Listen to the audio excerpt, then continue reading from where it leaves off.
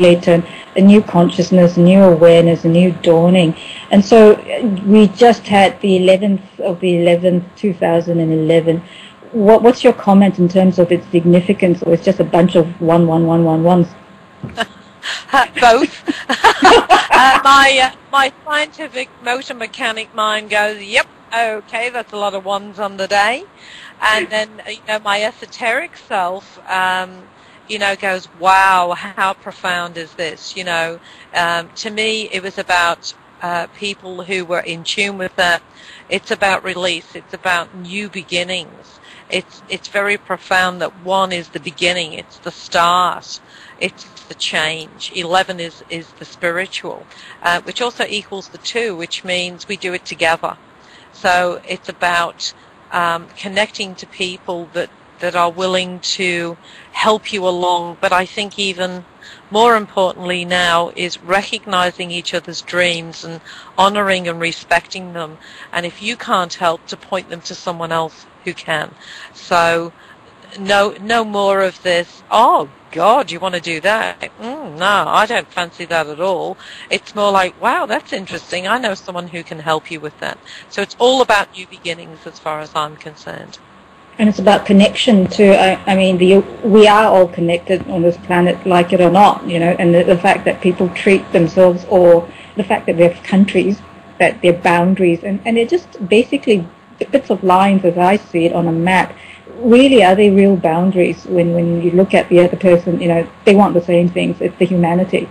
It's just that we've sort of segregated ourselves, and that it has come at a cost, I believe. And it's time to just shift thinking that, like it or not, hurting one aspect of the planet affects everybody else. Absolutely. Absolutely. Well, I think it was NASA released that now the heartbeat is detected 8 feet beyond the body, so that when the sages were saying we are all one, by Jove, now science is saying, yes, we are. I mean, a couple of thousand years, but they're catching up. They're doing a good job. Yeah, they're eventually getting the hang of it. That's it. That's it.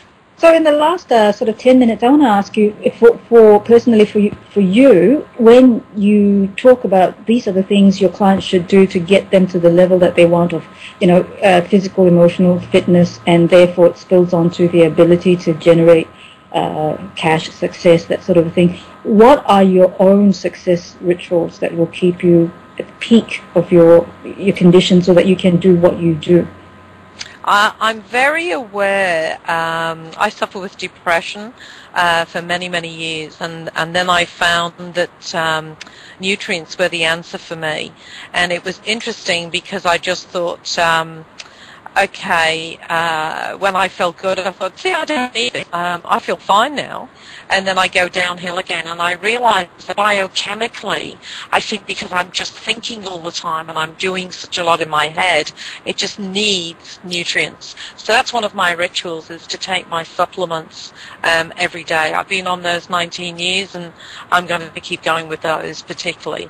I've just made myself a beautiful juice.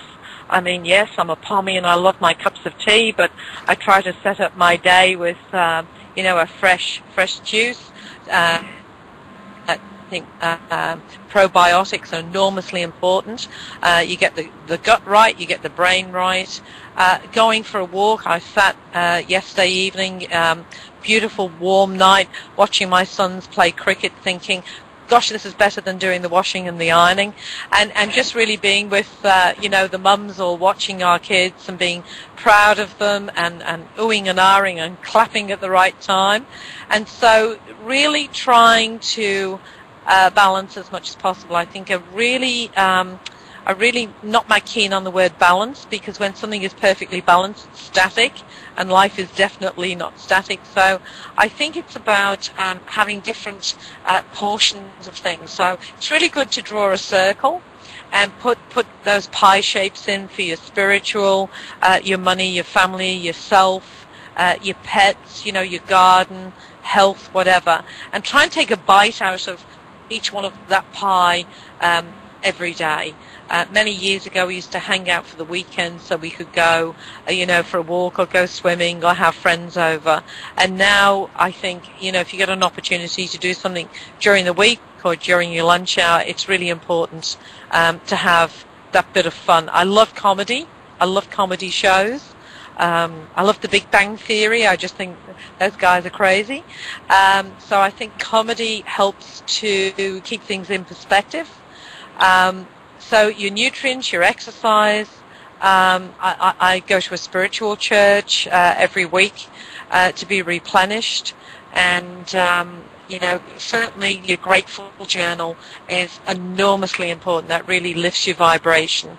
And I think to be very respectful and caring of every single person that you meet. What they do with that, if they abuse you, well, it's like you giving them a gift and they throw it on the floor. They're the ones that dip out. But I think for your own peace of mind, to really honor each person's journey and to see the light in them, that's very important.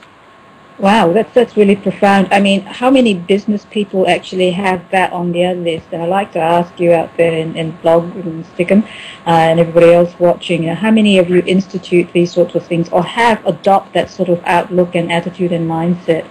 I think if you do, you'd be going in leaps and bounds in your businesses and your personal lives and your relationships. So what you said is very true. Now, coming to the end of it, if somebody really likes what you've just said and would like to know more, and it goes beyond the reading of the numerology, I know that you use different modalities depending on the person. How can they get in touch with you, Barbara? Okay, I've got a confession to make. I actually paid someone to do a new website for me, and we had a bit of a problem, and my son said to me, "Don't worry, Mum, I'm 15, I'm really cool at this. I can fix the problem." Well, he wiped the whole thing out. So you've got my very old flea-bitten website to go to, but the information is there. I do look a lot younger. That would be nice, because I put the photograph up and I couldn't stretch it out, so I look slimmer. It looks great. So as soon as I'm not that techy. So it's www.emotional. Three W's, yes. That's it. Emotional Choices, all one word. Emotionalchoices.com. All right, we'll just spell it out.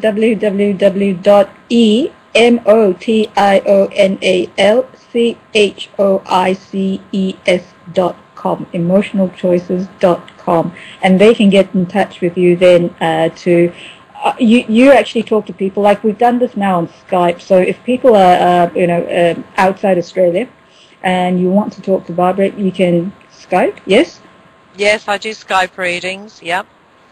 So I do. I also with the health machine that I have. If you have been everywhere and you can't figure out what's going on with your health, if you send me a hair sample, which is normally from around the back of the neck, about your little finger width and length is fine, in a sandwich bag, where I'll tell you a little bit more about that, but I can scan 35,000 items to see exactly what's going on. Where are you out of balance? Are you full of chemicals and pesticides or viruses or bacteria?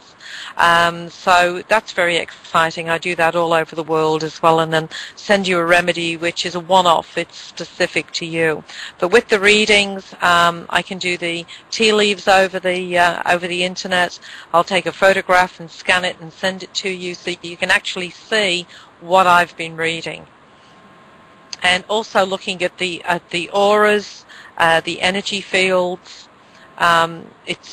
I just love doing it. I love doing it all. I really do, because when you get those ha-ha moments, that's what shifts you forward. Okay, so you're talking about the aura, and I have a science background, so for me the aura is just a bunch of your, in terms of the electrical impulses that go through your body, because we have them. You can chart them in the brain.